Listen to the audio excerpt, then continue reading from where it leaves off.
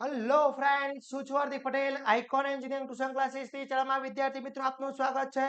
Diploma semester 3 electrical બ્રાન્ચની અંદર જે સબ્જેક્ટ આવે છે આઈ સબ્જેક્ટ આવે છે ઇલેક્ટ્રિકલ ઇન્સ્ટ્રુમેન્ટ, એના સુપર 30 ક્વેશ્ચન્સ આપણે રજૂ કરી રહ્યા છે. આ સુપર 30 ક્વેશ્ચન્સ તમે પરફેક્ટલી કરી લો છો તો જીટીયુની એક્ઝામમાં 110% પાસ થઈ જવાના છો વિદ્યાર્થી મિત્રો. તો વિડીયોના એન્ડ સુધી જોડાતા રહેશો. વિડીયોને તમારા ફ્રેન્ડ સર્કલના ગ્રુપમાં શેર કરી દેશો જેથી દરેક વિદ્યાર્થી મિત્રોને બેનિફિટ થઈ શકે. અને ચેનલ ઉપર નવા હોય તો ચેનલને સબસ્ક્રાઇબ કરી બેલ આઇકોન ઓન કરી દો જેથી નવા વિડીયો આવે તરત જ નોટિફિકેશન આવી જશે.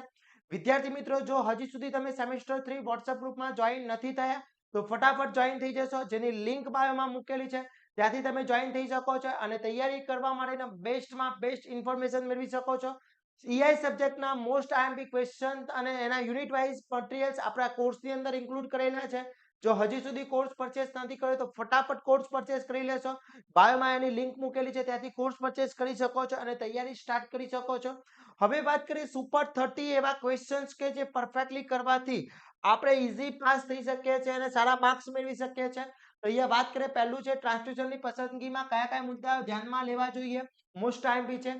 મેગર અને તેની આકૃતિ સાથે સમજાવવાનો ક્વેશ્ચન્સ પૂછી શકે છે. પછી કોમ્પ્યુટેટર પેટર્ન પોટેન્શિયોમીટર અને તેનું સ્ટાન્ડર્ડાઇઝેશન સમજાવવાનું છે. પછી પોટેન્શિયોમીટરનો ઉપયોગ કરી અને એ મીટરનું કેલિબ્રેશન સમજાવવાનું છે. એનો પોટેન્શિયોમીટરનો યુઝ કરી અને એ મીટરનું કેલિબ્રેશન તમારે સમજાવવાનું પૂછી શકે છે. પછી પીએમએમસી મોસ્ટ આઈએમપી છે. એ meter PMMC permanent magnetic coil moving coil most IMP questions છે. પછી ફોટોડાયોડની રચના, તેનું કાર્ય અને તેના ફાયદા સમજાવવાના છે. એલવીડીટીની રચના, તેનું કાર્ય અને તેના ફાયદા સમજાવવાના પૂછી શકે છે. પોટેન્શિયોમીટરનું ઉપકરણ કરી વોલ્ટમીટરનું કેલિબ્રેશન તમને પૂછી શકે છે. મોસ્ટ આઈએમપી છે. પછી એમઆઈ પ્રકારનું એ મીટર સમજાવો, most and very most IMP question છે. આ બધા જ ક્વેશ્ચન આપણે કોર્સની અંદર ઇન્ક્લુડ છે. એના પછી સિંગલ ફેઝ એનર્જી મીટરની રચના અને તેનું કાર્ય સમજાવવાનું છે. મેક્સવેલ બ્રિજ સમજાવવાનો પૂછી શકે છે. જેટલા બી બ્રિજીસ છે માંથી ગમે તે આવી શકે છે. 7 માર્ક્સની અંદર 4 માર્ક્સની અંદર આવી શકે છે. ખાસ ધ્યાન રાખશો વિદ્યાર્થી મિત્રો. એના પછી વાત કરીએ એર ફ્રિક્શન ડમ્પિંગ આકૃતિ સાથે સમજાવવાનું છે. એક્સપ્લેન ધ કેવિંગ double bridge and derive its equation most IMP question છે. ક્લિપ એનોમીટરની રચના અને કાર્ય સમજાવવાનું છે. મોસ્ટ આઈએમપી ક્વેશ્ચન છે. યુનિવર્સલ ડમ્પિંગ બ્રિજ, તેનું આકૃતિ સાથે યુનિવર્સલ ડમ્પિંગ બ્રિજ તેની આકૃતિ સાથે સમજાવવાનું છે. Most and very most IMP question છે. સ્ટ્રેન ગેજ અને ફોટોવોલ્ટેઇક સેલ સમજાવવાનો છે. પછી શ્રેણી ગુણાંકનો ઉપયોગ કરી વોલ્ટમીટરની રેન્જ કેવી રીતના વધારી શકાય છે, ઇન્ક્રીઝ કરી શકાય છે, એ તમારે સમજાવવાનું છે. પછી પ્રતિરોધક તાપમાન ડિટેક્ટર આરટીડી સમજાવવાનું છે. RTD most and very most IMP question છે વિદ્યાર્થી મિત્રો, ખાસ કરી લેજો. ઓકે. એના પછી માપની ત્રુટિ અને તેના પ્રકાર સમજાવવા છે. એરર સમજાવવાના છે. પિસ્ટન બ્રિજ સમજાવવાનો પૂછી શકે છે. મોસ્ટ આઈએમપી ક્વેશ્ચન્સ છે, ખાસ કરી લેવાના છે વિદ્યાર્થી મિત્રો. એના પછી વાત કરીએ એડિટ કરંટ ડમ્પિંગ આકૃતિ સાથે સમજાવવાનું પૂછી શકે છે. એના પછી ઓપ્ટોકપ્લર અને ફોટો ટ્રાન્સડ્યુસર સમજાવવાનું છે. Most important questions. પછી ડાયનોમોમીટર પ્રકારનું વોલ્ટમીટરનું રચના અને કાર્ય સમજાવવાનું પૂછી શકે છે.